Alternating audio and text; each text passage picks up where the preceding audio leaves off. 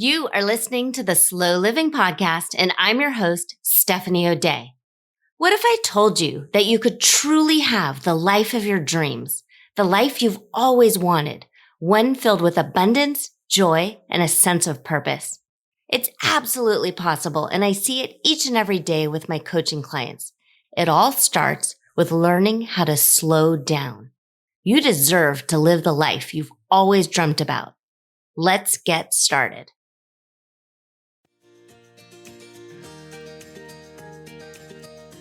Hello, Slow Down Society. Steph here, and I am so happy you are here. Welcome to episode number 81 of the Slow Living Podcast. And today we are going to talk about the WoMom, which is spelled WoMom, WoMom. And that is the woman behind the mom. And when I first started writing, so probably I guess it was 2005-ish, maybe 2006-ish, before my second was, so then earlier even. I don't know, 2003-ish. My very first newspaper column that I wrote for the town that we were living in at the time. It was before my second was born, and she was born in 2004. So I guess it was before then. But I wrote for our town newspaper, and the column was called Steph and Sensibility. And it was kind of a self-help how-to column for moms. And people would write in and ask questions, and I would answer them. And I also gave talks for the local Mommy and Me groups and the mothering clubs and MOPS, which is Mothers of Preschoolers. I did a lot of that. And I also was trained at the time to be a La Leche League leader. So I enjoyed doing all of those things. And the term WoMom kind of got stuck in my head. And I've never trademarked it or done anything legal in any way. But I have written about it. And I wrote about it pretty extensively in the book proposal that I had put out when I was trying to get Totally Together, Shortcuts to an Organized Life first published. And that took many years and many different incarnations. But I wanted to read you what I wrote because it still rings true now and today. And you see memes all over social media talking about self-care and taking care of the woman behind the mom. And I have some thoughts about that, and they might not be what you think self-care is. And in a nutshell, personal hygiene, you taking care of yourself as a human, showering alone, that type of personal hygiene is not self-care. That's just, part of being a human. You do have to take care of your own personal hygiene, and that doesn't count as self-care. And so I want you to really just kind of pay attention to the things you do only for you. No one else, just for you. What literally fills your bucket and makes you feel charged and energized and ready to go. And it's different for every person, and that's a personal thing.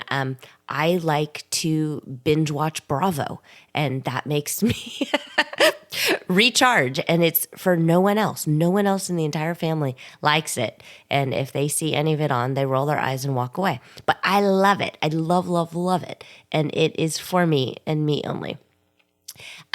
Okay, so I'm going to read what is written, which I wrote years ago, but it's in the introduction for Totally Together, which is the organizer that I had made for moms eons ago.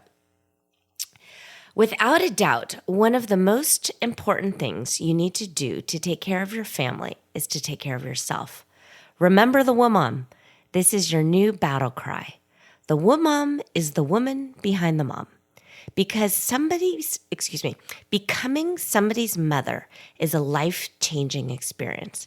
Although you will never again live the relatively carefree life you lived before having children, there are still ways to nurture yourself while you nurture your family. There are a lot of mommy guilt jokes I have read or heard over the years. such as when a mom is handed her baby for the first time, she is handed a bucket or 5 filled with guilt. Yet a tired and overworked mom isn't at her best, and it's up to you to carve out the time you need to feel whole and recharged. I'm not going to try and talk you into anything. You need to do what feels right. As a brand new mom, I had a group of friends who tried to convince me to leave my nursling for the weekend and hop on a plane for a girls' weekend. Although I appreciated their sentiment, there was no way I would have personally felt comfortable doing anything of the sort. Fast forward a few years, and now I'll gladly get away. You know what's right for you and your family. Just don't neglect your own well-being. The martyr syndrome benefits no one, not you and not your kids. You've heard it before, but it warrants repeating. You can't take care of anyone if you don't take care of yourself. Remembering the WoMom also means remembering to do day-to-day personal maintenance, such as showering and dressing. Since I work from home, the lure is to stay in my pajamas or sweats all day. And sometimes I do, but I always feel better when I take the time to shower and do something intentional with my hair. Susan Wagner shares fashion tips for the yoga pants generation online at The Working Closet. Stuff here, this is in real time. I don't actually think Susan Wagner still writes online, but I adore her. and if you come across her, tell her Steph says hi. Okay, back to the writing. She reminds moms that when they leave the house, they should dress in an outfit that wouldn't embarrass themselves if they ran into their boss, their husband's boss, or their mother-in-law. Taking care of the WoMom can be as simple as taking a sudsy bath, browsing a bookstore, or painting your fingernails. Although retail therapy is always a favorite pastime, remember that focusing on yourself doesn't need to cost money. Whenever something feels a bit off to you, or you find that you can't remember the last thing you did for yourself, use your battle cry. Remember the WoMom. Please note it's very important to solicit help from family, friends, and outside sources. You do not need to do everything every day for everybody. Okay, so let's unpack that a little bit. While some of the advice seems a bit dated now in kind of today's post-COVID world where a lot of us wear athleisure all of the time, there's still sort of that kind of funny meme or joke or thought pattern that when you're having a great hair day, you don't run into anybody, you know. But when you're dressed kind of schleppy and you head into Trader Joe's, all of a sudden the entire town is there, and you wish sometimes you had done something intentional with your hair or dressed in something that sort of is flattering rather than kind of schlumpy. And again, that is a personal thing. So do what makes you feel good. And if you are doing errands and wearing clothes that might be, I don't know, covered in bleach stains or a little baggy or a little uncomfortable or something that you wouldn't want to run into an old high school friend and feel embarrassed, then just try to change out of that and not change yourself, just kind of change your perspective in that you are worth taking care of and you are a prize and you are to be cherished and taken care of the same way you would take care of something that you really value and nurture. And yes, when you're taking care of other people, sometimes the inclination is that you'll get through your to-do list and you'll do all of these things, and then you'll go back and have time, quote unquote, time to take care of yourself. And so that's where the narrative needs to shift, and that's where your mindset needs to shift. And you really do have to start paying attention to your needs and your wants first. If you have a newborn in the house and you're still in the first 6 to 12 weeks, this doesn't apply to you. You are perfectly okay to become one with the couch and heal your body and heal your brain and feed the baby and do all of the things. So that this isn't for you. But if you find that you're in the toddler stage and you're still not feeling like yourself and you're not kind of back to what you used to feel like, maybe a little bit more tired, but what you used to feel like, that's kind of a red flag. And that's something I want you to reach out to your doctor, reach out to a trusted friend, and ask and talk, and maybe something's a little off, and maybe you do need some talk therapy or some medication or something to try and bring you back to your former self. And that's nothing to be ashamed of in any way. It's just sometimes your brain just doesn't bounce back the same way, and it's A-okay. So when you get into kind of this mode, kind of caregiver-y mode of sort of fluttering around and making everyone else feel good and taking care of their needs, and you're just trying really hard to please everyone except for yourself, the biggest loser in that arrangement usually ends up being you. So just think about it. There's something to be said about a people pleaser and going into concierge mode, and I absolutely do that. But I don't neglect myself, and I actually always sort of pay myself first. And if you're not doing that on a regular basis, I want you to really prioritize finding a way to pay yourself first. And again, this isn't self-care. This isn't showering and doing your hair. That's just normal maintenance, personal hygiene. But something that's just for you, some sort of hobby. When I talk to women and they sort of lament the fact at times that they have forgotten who they are, we really go back to the basics of what did you enjoy doing before you became a parent? What before you were in school even? What was your secret passion? So for many of us, it was reading nonstop, or solving mysteries and doing puzzles and that type of thing. So I like the idea that you do something for your brain and something for your body. So self-care in the form of exercising, and it's just for you. So going for a run, going to the gym, taking a yoga class. If you don't want to spend money, you can absolutely do all of those things for no cost at home. But do it for you, and just carve out that time and do what feels good.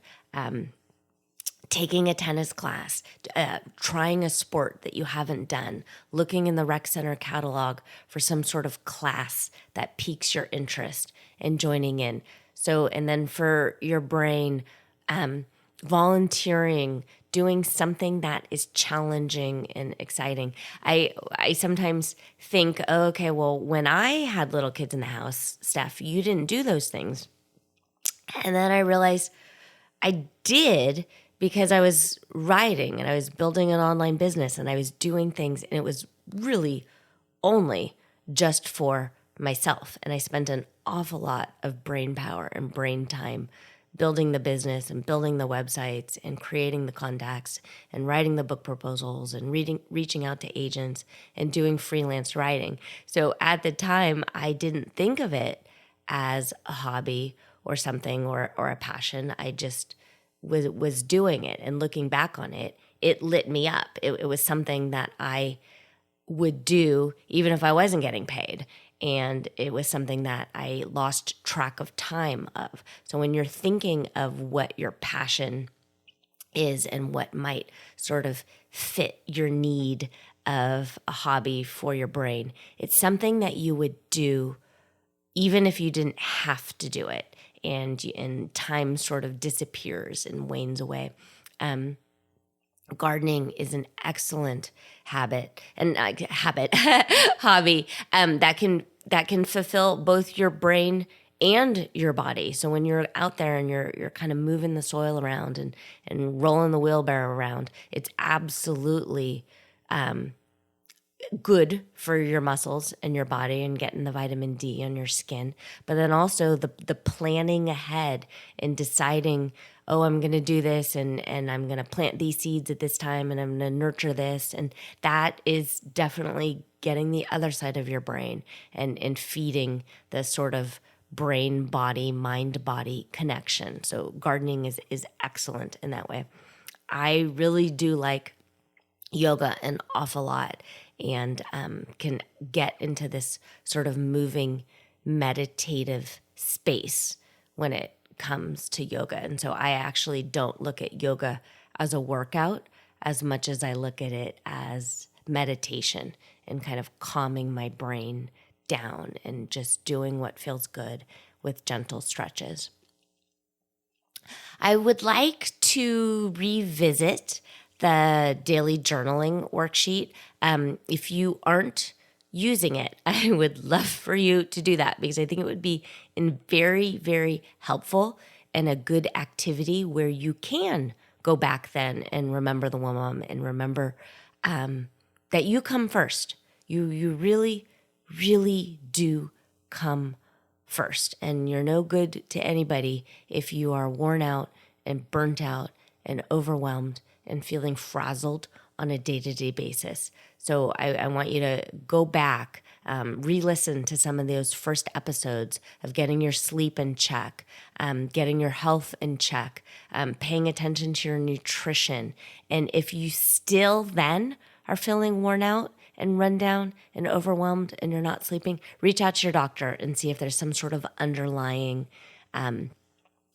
implication that your doctor can sort of pinpoint and help you navigate. Make sure your thyroid levels are on check. Make sure you don't have a sleep apnea problem.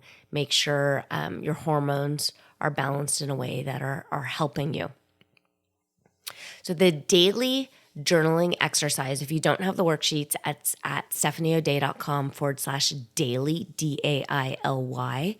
If you're already on the email list and it's not for some reason letting you re-download it and you can't find it in your email inbox, just email me. I'll send you a PDF. It's not a problem. I'm happy to help.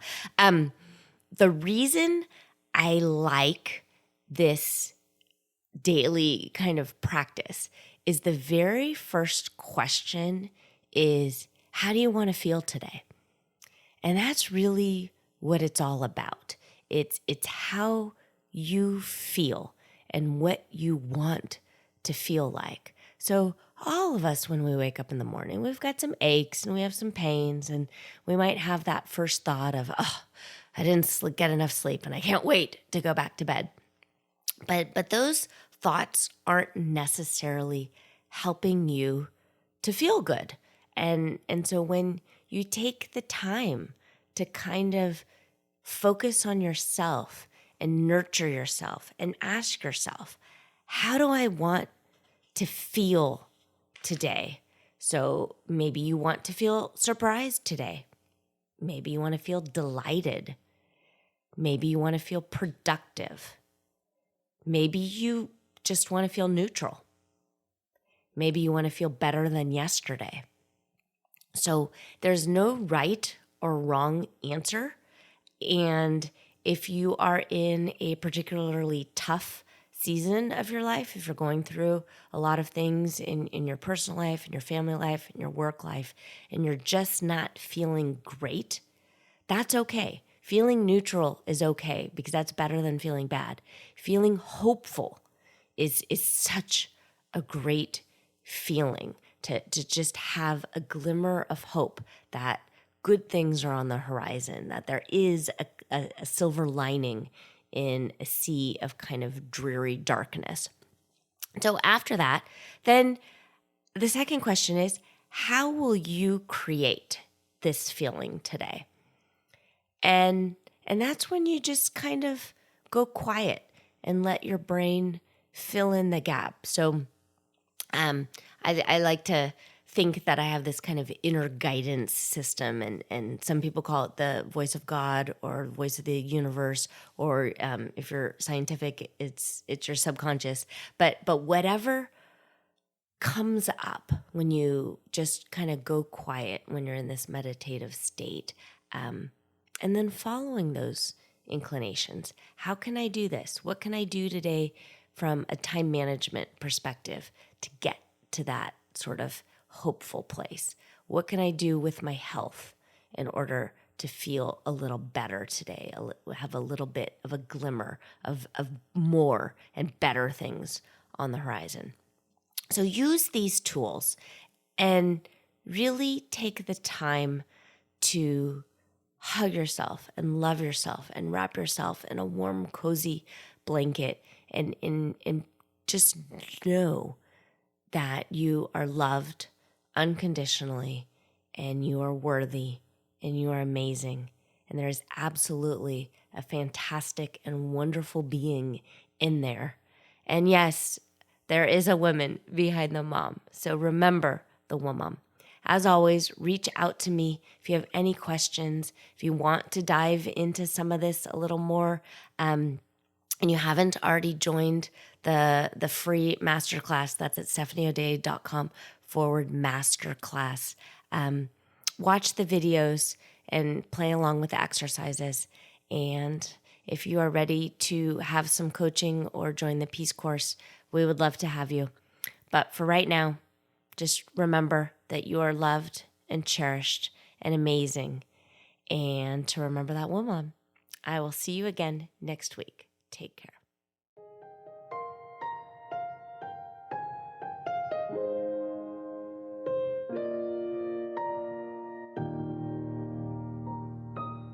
Do you have a slow living story to share? Leave me a voicemail at stephanieodea.com/podcast with any questions, comments, feedback, or testimonials, and I will be sure to include it in an upcoming episode. Also, if you found value in this episode, please share it with your family and friends and subscribe through your favorite podcast provider.